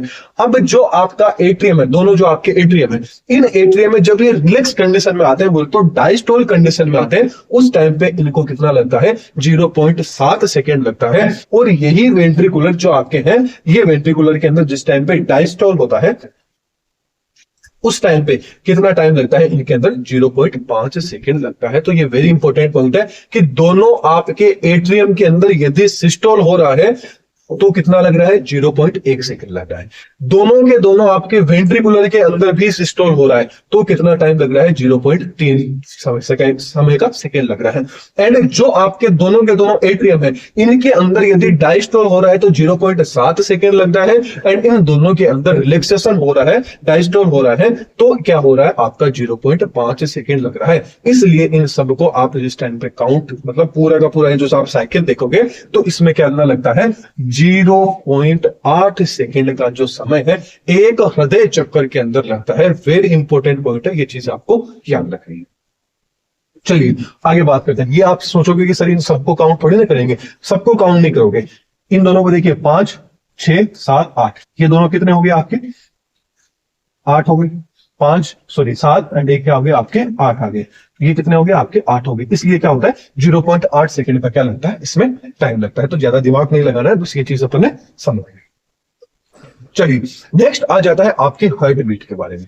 जो हृदय की बीट है वो क्या होती है, हृदय की बीट जिस टाइम पे आपने गौर से कान लगा के सुनना अपने साथी का, हार्ट को कान के पास में लगाना और उसको सुनना, आपको धक धक धक धक धक धक धक धक की आवाज आती है। वो जो एक्चुअल में धक धक की जो आवाज आती है वो क्या होती है, एक्चुअल में वो धक धक नहीं, वो लप डब की आवाज होती है। तो याद रखना हार्ट बीट का मतलब क्या होता है कि आपकी क्या हो रही है, शरीर में लप डब, हार्ट के अंदर क्या हो रही है, लप डब की जो आवाज उत्पन्न हो रही है, क्रिएट हो रही है, उसी को क्या बोला जाता है, आपकी हार्ट बीट बोला जाता है। अब ये जो लप डब की ध्वनि कब आती है, ये चीज अब समझने की है। लप डब की ध्वनि के अंदर सबसे पहले बात करते हैं लब की। जो लब वाली ध्वनि है, ये ध्वनि, ये साउंड तब आएगा जब आपका बाइकोस्पिड वोल्व एंड ट्राइकोस्पिड वोल्व क्या होते हैं, आपके बंद हो जाते हैं। बाइकोस्पिड एंड डाइकोस्पिड वोल्व बंद हो जाते हैं। मतलब ये जो आपका हार्ट था, समझाने की कोशिश करें तो ये आपका क्या है भाई, हार्ट है। सीधी सी बात है, यहाँ पर आपका ट्राइकोस्पिड वॉल्व था, यहाँ पे आपके डाइकोस्पिड वॉल्व थे, मतलब ब्लड यहां से यहां तक पहुंच चुका है दोनों का, और इन्होंने क्या हुआ है, कॉन्ट्रैक्शन हुआ, इन्होंने ब्लड को आगे की साइड में भेजा है, इसने तो ब्लड को शरीर के साइड में भेज दिया और इसने ब्लड को कहा है लंग्स के साइड में भेज दिया ऑक्सीजन लाने के लिए। तो जिस टाइम पे ये होते हैं उस टाइम पे ये क्या हो जाता है, बंद हो जाता है, ताकि ब्लड वापस इनमें नहीं जा सके। उस टाइम पे क्या हो जाती है, लब की, वो मतलब क्या हो गया, बाइकोस्पिड एंड ट्राइकोस्पिड वॉल्व के बंद होने के कारण तो लब की आवाज आती है। चलिए ये चीज अपने समझ ली। अब बात करते हैं कि डब की आवाज कब आती है। डब की आवाज जब आती है जब इन्होंने कॉन्ट्रैक्शन कर दिया, सारा ब्लड यहां से चला गया। तो यहां पे मैंने बताया था सेमी लूनार वॉल्व प्रेजेंट होते हैं। तो ये जो सेमी लूनार वॉल्व होते हैं अर्धचंद्राकार वाले, ये ब्लड यदि आगे की साइड में गया है तो वापिस नीचे नहीं आ जाए, वापिस इनमें नहीं आ जाए, तो वो भी क्या हो जाते हैं, बंद हो जाते हैं। उस टाइम पे क्या आती है, डब की आवाज आती है। तो वेरी इंपॉर्टेंट पॉइंट है, पूछ लीजिए कि लब की आवाज कब आती है, बाइकोस्पिड एंड ट्राइकोस्पिड वॉल्व बंद होते हैं उस टाइम पे आती है। डब की आवाज कब आती है, जब सेमी लूनार या बोले तो अर्धचंद्राकार जो आपके वॉल्व है ये बंद होते हैं उस टाइम पे आते हैं। ये चीज समझ में आ गई। अब जो आपकी हार्ट बीट है, ये हार्ट बीट को रेगुलेट कौन करता है, किसके द्वारा होती है, तो जो एसन नोड था, जो आपका साइनो एट्रियम नोड था, वो क्या करता है, इसको रेगुलेट करता है। वहां से ही ये सबसे पहले स्टार्ट होती है आपके हार्ट के बीट होने के लिए, वो सिग्नल देता है, फिर हार्ट पे क्या होता है, आपके कॉन्ट्रैक्शन होता है, जैसा कि अपन भी पीछे बढ़ के आ रहे हैं। अब जो इंपॉर्टेंट पॉइंट है वो आपको यहां पर क्या ध्यान रखना है, यहां पे आपको यह ध्यान रखना है कि एक स्वस्थ जो अडल्ट मनुष्य है, वयस्क है एंड एकदम स्वस्थ है, उसके अंदर 1 मिनट के अंदर जो हार्ट होता है वो कितनी बार धड़कता है, तो याद रखना 72 बार वो धड़कता है। ठीक ऐसे ही यदि एम्ब्रियो की बात करें, भ्रूण की अपन बात करें, तो जो भ्रूण की बात कब कर रहे हैं, जिस टाइम पे जो सोनोग्राफी होती है ना, जो माता के पेट में जो बच्चा रहता है उसमें जो सोनोग्राफी होता है वहां पे सुना जाता है, हार्ट की आवाज सुनी जाती है। उस टाइम पे 1 मिनट के अंदर जो हार्ट है वो कितना 140 से 160 बार बीट होता है। वेरी इंपॉर्टेंट पॉइंट है, याद रखिएगा।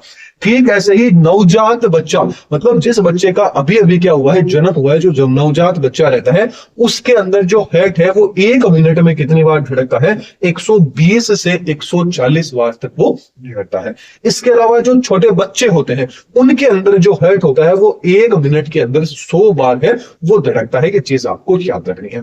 इसके अलावा जो एक इंपॉर्टेंट पॉइंट है वो याद रखना है, किनकी बात कर रहा हूं, मेन पॉइंट तो ये याद रखिएगा, ओनली फॉर में जो मैमल्स है, स्तनधारी है, उन्हीं की मैं बात कर रहा हूं। यदि अपन बात करें कि सबसे ज्यादा धड़कन किसके अंदर होती है, कौन से स्तनधारी के अंदर हार्ट सबसे ज्यादा बार धड़कता है, तो याद रखना जो आपका छछूंदर होता है उसके अंदर हार्ट सबसे ज्यादा बार धड़कता है। कितनी बार, 600 से 800 बार 1 मिनट के अंदर हार्ट है, ये हार्ट क्या है, उनके अंदर धड़कता है। जबकि बात करें कि सबसे कम हार्ट कौन से स्तनधारी में धड़कता है, तो जो आपकी ब्लू व्हेल, जो आपकी मछली होती है, उसके अंदर हार्ट 1 मिनट में सबसे कम बार धड़कता है। कितनी बार, 20 से 25 बार धड़कता है। अब इन दोनों स्टेटमेंट से आपको क्या पता चला कि यहाँ पे ये क्या है, सबसे छोटा छछूंदर क्या होता है, साइज के अंदर छोटा होता है। मेमल्स की बात करें ऐसे भी नहीं एकदम छोटा होता है, साइज में क्या होता है, छोटा होता है। जबकि जो आपकी साख होती है, मछली, सॉरी, आपकी ब्लू व्हेल जो मछली होती है, ये साइज में क्या होती है, काफी बड़ी हो रही है। तो यहां पे क्या पता चल रहा है कि जो आपकी धड़कन होती है ये हमेशा साइज के व्युत्क्रमानुपाती होती है। चीज याद रखना कि मतलब साइज जितनी बड़ी होगी हार्ट उतना ही कम धड़केगा, और साइज जितनी छोटी होगी हार्ट उतना ही ज्यादा क्या है, धड़केगा। तो ये चीजें आपको याद रखना है कि जो धड़कन है, हार्ट बीट है, वो हमेशा शरीर की साइज के क्या होती है, व्युत्क्रमानुपाती होती है। वेरी इंपॉर्टेंट पॉइंट है, ये पॉइंट आपको याद रखना है।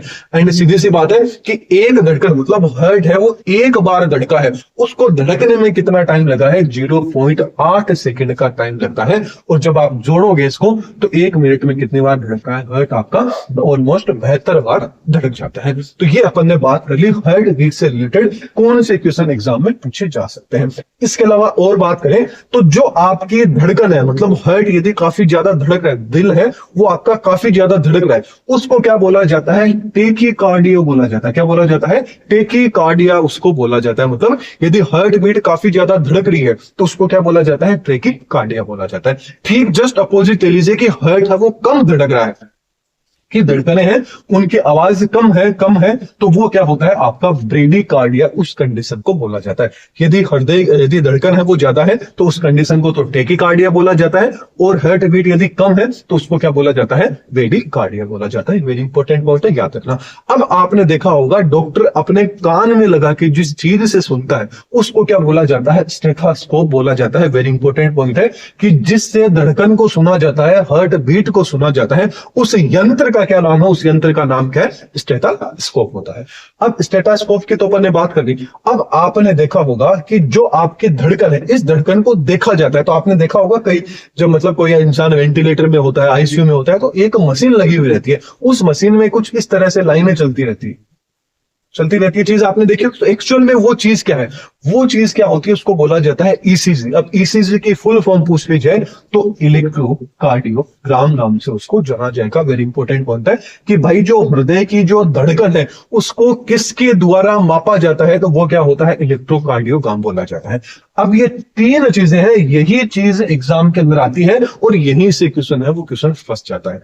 कैसे फंसता है, अब पूछ लिया जाए कि भाई जो विधि होती है, मतलब मान लीजिए कोई इंसान है उसके अंदर मतलब हार्ट है वो अच्छे से काम नहीं कर रहा है, तो डॉक्टर क्या कहता है, ईसीजी करा लीजिए। तो सेम वही चीज है कि जिस मतलब डॉक्टर जो लिख के देता है, जो परीक्षण लिख के देता है, जो विधि लिख के देता है, उसका नाम क्या है, तो उसका नाम याद रखना, इलेक्ट्रोकार्डियोग्राफी बोला जाता है। क्या बोला जाता है, इलेक्ट्रोकार्डियोग्राफी। लेकिन जो मशीन है, अब जिस मशीन से आपकी धड़कनें नापी जाएगी, देखी जाएगी, उस मशीन का नाम पूछ लिया जाए तो वो उसको बोला जाता है इलेक्ट्रोकार्डियोग्राफ बोला जाता है। याद रखना क्या बोला जाता है, इलेक्ट्रोकार्डियोग्राफ। यहाँ ये हो गया, यहाँ पे फे हो गया, बस इतना ही अंदर है। जबकि पूछ लिया जाए कि भाई अब उसने जो मशीन तो लगा दी, अब साइड में जो चित्र चलेगा, उस मशीन में जो चित्र चल रहा है उस चित्र को क्या बोलेंगे, तो उस चित्र को क्या बोलेंगे, इलेक्ट्रोकार्डियोग्राम बोला जाता है। बस इस तीनों में है, यहीं पे कंफ्यूज हो जाते हैं, यहीं पे बस कटवा लेते हैं। तो याद रखना जिस विधि द्वारा परीक्षण करते हैं उसको तो इलेक्ट्रोकार्डियोग्राफी बोला जाता है, जिस मशीन का यूज करते हैं उसको इलेक्ट्रोकार्डियोग्राफ बोला जाता है, और जो रिजल्ट आता है, जो चित्र आता है, ये वाला जो चित्र मशीन पे चलता है, इस चित्र को क्या बोला जाता है, इलेक्ट्रोकार्डियोग्राम बोला जाता है। चित्र काफी इंपॉर्टेंट है, इस चित्र को आप देख लीजिए। आगे बात करें तो पूछ लिया जाए कि जो आपका हृदय होता है वो 1 मिनट के अंदर, याद रखना, 5 लीटर जो आपका रक्त है उस रक्त को क्या कर सकता है, पंप कर सकता है। वेरी इंपॉर्टेंट पॉइंट है। जबकि जो आपकी एक धड़कन है, जो आपकी एक धड़कन होती है कितनी, 0.8 सेकंड के अंदर जो आपकी एक धड़कन बीट हो रही है, उस 0.8 सेकंड के अंदर आपका जो हार्ट है ये ऑलमोस्ट कितना, 70 जो ml ब्लड होता है, मिलीलीटर ब्लड है, इसको पंप कर देता है। वेरी इंपॉर्टेंट पॉइंट है, इसको याद रखना कि 1 मिनट के अंदर मतलब आपके पूरे शरीर में ऑलमोस्ट 5 से 6 लीटर तक ब्लड होता है। तो सोचिए आपका जो हार्ट है 1 मिनट में पूरे ब्लड को घुमा देता है। तो सोचिए आजकल की मशीनें तो कितनी होती होगी, ये ओनली फॉर 1 मिनट के अंदर पूरे ब्लड को क्या है, आपके शरीर के अंदर घुमाने की कैपेसिटी रखता है आपका हार्ट। तो ये काफी इंपॉर्टेंट पॉइंट है, इस चीज को आप याद रखिएगा। चलिए आगे बात करते हैं।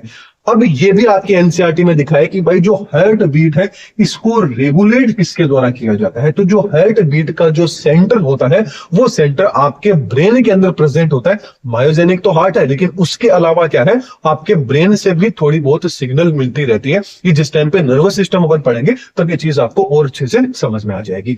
रेगुलेशन की बात करें तो कौन करता है, आपकी जो ब्रेन के अंदर जो मेडुला ओब्लिगेटा होती है, आपकी जो ब्रेन स्टेम जिसको बोला जाता है, वो मेडुला ओब्लिगेटा क्या करती है, रेगुलेट करती है हृदय की गति को, हार्ट की स्पीड। इसके अलावा जो मेडुला ओब्लिगेट है इसको जो मॉडरेट करने का काम है, मतलब इसको मतलब ये नियंत्रित करने का काम है कि मेडुला ओब्लिगेट का तो उससे जो ऊपर बैठा रहेगा वो कौन रहेगा, ऑटोनोमिक जो आपका नर्वस सिस्टम होता है, बोले तो स्वायत्त तंत्रिका जो तंत्र होता है उसके द्वारा किया जाता है। अब इसमें एक्चुअल में होता क्या है वो अपन बात करते हैं। तो सबसे पहले तो अपन हार्मोन कंट्रोल की बात करें। हार्मोन कंट्रोल की बात करें तो जिस टाइम पे एंडोक्राइन सिस्टम पढ़ेंगे, देखिए हार्मोन कंट्रोल एंडोक्राइन सिस्टम पढ़ेंगे तब आपको ये सारी चीजें और अच्छे से समझ में आ जाएगी। तो मैं अभी इतना अच्छे से नहीं एक्सप्लेन करूंगा क्योंकि अभी आप कंफ्यूज हो जाओगे। लेकिन जिस टाइम पे अपन एंडोक्राइन सिस्टम पढ़ेंगे तब तो आपको ये वाला पोर्शन समझ में आ जाएगा, और जिस टाइम पे अपन नर्वस सिस्टम पढ़ेंगे तो ये वाला पोर्शन आपको समझ में आ जाएगा। तो अभी समझ में आता है तो कोई दिक्कत नहीं है, नहीं आए तो अगले में आपको समझ में आ जाएगा। तो जो आपका हार्मोनल कंट्रोल के अंदर आप सबको पता है कि जो आपका एड्रेनलिन हार्मोन है, नॉन एड्रेनलिन हार्मोन है, एंड आपकी जो थायरोक्सिन हार्मोन है, ये आपकी एड्रेनल ग्लैंड द्वारा सिक्रेट होते हैं, एंड ये आपका किसके द्वारा, थायराइड ग्लैंड के द्वारा सिक्रेट होता है। ये तो क्या करते हैं, आपके एनसीईआरटी में लाइन लिखी हुई है इसीलिए मैं बता रहा हूं कि ये तीनों की तीनों क्या करते हैं, जो हार्ट बीट होती है इस हार्ट बीट को क्या है, बढ़ाने का काम करते हैं। आपने सुना होगा एड्रेनलिन हार्मोन को करो या मरो हार्मोन भी जाना जाता है। आप खुद भी ये कभी भी नोटिस कर देना, कभी आपको गुस्सा आ जाता है या मान लीजिए कि अब आपके सामने दिख गया भाई इसको तो कूटना है अच्छे से, तो कूटने के टाइम पे जो आपके दिमाग के अंदर आता है, आपका मतलब बीपी बढ़ जाता है, ऐसे करने लग जाते हैं तो इसको कूटूंगा, तो उस टाइम पे जो आप में मोटिवेशन आता है वो किसके कारण आता है, एड्रेनलिन हार्मोन के कारण आता है। तो एड्रेनलिन जो आपका हार्मोन है ये कैपेसिटी रखता है आपकी हार्ट रेट को ऊपर बढ़ाने के अंदर रखता है। तो मेन काम तो ये हो गया, इससे अच्छे तरीके से कोई नहीं समझा पाएगा। ऑटोनोमस जो आपका नर्वस सिस्टम है ये क्या करेगा, सिंपैथेटिक एंड पैरासिम्पैथेटिक तरह का होता है। सिंपैथेटिक में क्या करेगा, सिंपैथेटिक एंड पैरासिम्पैथेटिक। सिंपैथेटिक भी एक तरह से यही काम करेगा, हार्ट रेट को बढ़ाएगा जो नर्वस सिस्टम रहेगा, और लेकिन अब सीधा सा बात है सारा ही बढ़ाने वाले मिल गए तो फिर बात ही क्या है, तो एक आधे टांग खींचने वाले भी होने चाहिए। तो जो आपका पैरासिम्पैथिक होता है ये क्या होता है, टांग खींचने वाला है जो हार्ट रेट को वापस नॉर्मल लाने के अंदर मदद करता है। बस ये चीज आपको याद होनी चाहिए, एड्रेनलिन, नॉन एड्रेनलिन एंड आपके थायरोक्सिन, ये हार्ट रेट को हमेशा इंक्रीज करेंगे, बढ़ाएंगे। ये किसमें है, हार्मोन के अंदर। लेकिन एक ऐसा भी होता है जो होना आपका ऑटोनोमस नर्वस सिस्टम है, इसके अंदर पैरासिम्पैथेटिक होते हैं, ये भी हार्ट रेट को बढ़ाएंगे, लेकिन पैरासिम्पैथेटिक जस्ट अपोजिट होता है, ये हार्ट रेट को क्या करता है, डिक्रीज करता है। चलिए अब बात कर लेते हैं आपके बीपी के बारे में, ब्लड प्रेशर के बारे में। तो इतना ज्यादा लिखा हुआ है, इस पे ध्यान नहीं देना है, 2 पॉइंट बस आपको याद रखना है। मेन चीज ये याद रखना है कि एक जो स्वस्थ मनुष्य होता है उसकी जो बीपी होती है, बस उसके अंदर आपको ये लिख लेना है। अभी लिख लीजिए बीपी की हेडिंग लगा के कि एक जो स्वस्थ मनुष्य होता है उसकी बीपी 120/80 mmHg तक होती है। अब बात करते हैं कि जो बीपी वाली आपने मशीन देखी होगी, पारा ऊपर नीचे जाता होगा, आजकल तो ऑटोमेटिक वाली आ गई, उनकी बात नहीं कर रहा हूं, पारे वाली जो मशीन देखी होगी, उस जो मशीन का नाम होता है उसको क्या बोला जाता है, स्फिग्नोमेनोमीटर बोला जाता है। तो पूछ लिया जाए कि जो बीपी की मशीन होती है उसका नाम क्या है, तो स्फिग्नोमेनोमीटर उसको बोला जाता है। अब बस ये वाली जो लाइन है ये मैंने इतना समझाने के लिए बताई है कि भाई आपको बताया है कि आपकी बीपी कितनी होती है, 120/80 mmHg होती है। यहाँ पे ये 120 एंड आपका 80 क्या है, तो याद रखना 120 तो वह है जिस टाइम पे क्या कर रहा है, आपका हार्ट ब्लड को पंप कर रहा है, बोले तो सिस्टोलिक कंडीशन है, वो तो क्या रहेगा आपका 180 रहेगा, 120 रहेगा। जबकि जिस टाइम पे आपका हार्ट रिलैक्स कर रहा है, नॉर्मल हो जाता है, यानी बोले तो डायस्टोलिक कंडीशन में है, उस टाइम पे आपका ब्लड प्रेशर कितना होना चाहिए, 80 होना चाहिए। बस यही होता है आपका 120 एंड 180, बस इतना सा चीज है वो आपको याद रखनी है। चलिए अब आगे बात करते हैं कि भाई लास्ट एंड फाइनल जो आपके इस चैप्टर का पड़ाव है वो पड़ाव ये आ जाता है कि भाई अब सर्कुलेटरी सिस्टम में भी कोई ना कोई डिजीज होती होगी, जैसे अपने डाइजेस्टिव सिस्टम में पढ़ी थी, वैसे ही सर्कुलेटरी सिस्टम से रिलेटेड डिजीज बात कर लेते हैं। तो यहाँ पे 2 चीज आ जाती है, एक तो आ जाता है हाइपरटेंशन, एक आ जाता है हाइपोटेंशन। हाइपर, लोग कहते हैं ना ज्यादा हाइपर मत होगा ना, 2-4 चपेट मार दूंगा, सेम वही चीज है। हाइपर का मतलब क्या हो गया, आपका ब्लड प्रेशर क्या हो गया, भाई ज्यादा हो गया तब तो आपको क्या हो रहा है, हाइपरटेंशन हो गया, हाई ब्लड प्रेशर हो गया, हाई बीपी हो गई है। जबकि यदि आपके का क्या है, हाइपोटेंशन है, हाइपोटेंशन मतलब निम्न ब्लड प्रेशर है, मतलब आपकी बीपी क्या हो चुकी है, लो हो चुकी है, उस कंडीशन में। नॉर्मल आप सबको पता है आपकी बीपी कितनी होती है, 120/80 नॉर्मल बीपी होती है। लेकिन हाई ब्लड प्रेशर के अंदर आपकी जो बीपी होती है वो कितनी चली जाती है, 140/90 mmHg तक चली जाती है। आपके एनसीईआरटी में लिखा है तो इसको आप अच्छे से देख लीजिएगा। इससे क्या होता है, हार्ट पे असर पड़ता है, मतलब इससे आपका जो हार्ट से रिलेटेड डिजीज भी हो जाती है, एंड इसके अलावा जो आपका ब्रेन एंड जो किडनी है इस पे भी इफेक्ट पड़ता है। ये आपका क्या हो जाता है, हाइपरटेंशन हो जाता है, सॉरी जबकि हाइपोटेंशन की बात करें तो हाइपोटेंशन के अंदर क्या होता है, ब्लड प्रेशर आपका क्या हो जाता है, लो हो जाता है, कम हो जाता है। नॉर्मल ब्लड प्रेशर कितना है, 120/80 आपका नॉर्मल है।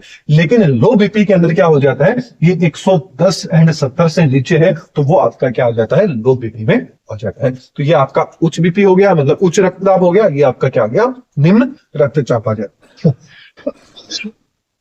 चलिए नेक्स्ट आ जाता है कोरोनरी आर्टरी डिजीज। ये भी आपकी एनसीईआरटी में दिया है, कोरोनरी धमनी रोग। इसमें क्या आ जाता है, तो सीधी से समझने की बात है, ये आपका क्या है, नॉर्मल सा हार्ट है, ये आपका छोटू सा हार्ट है।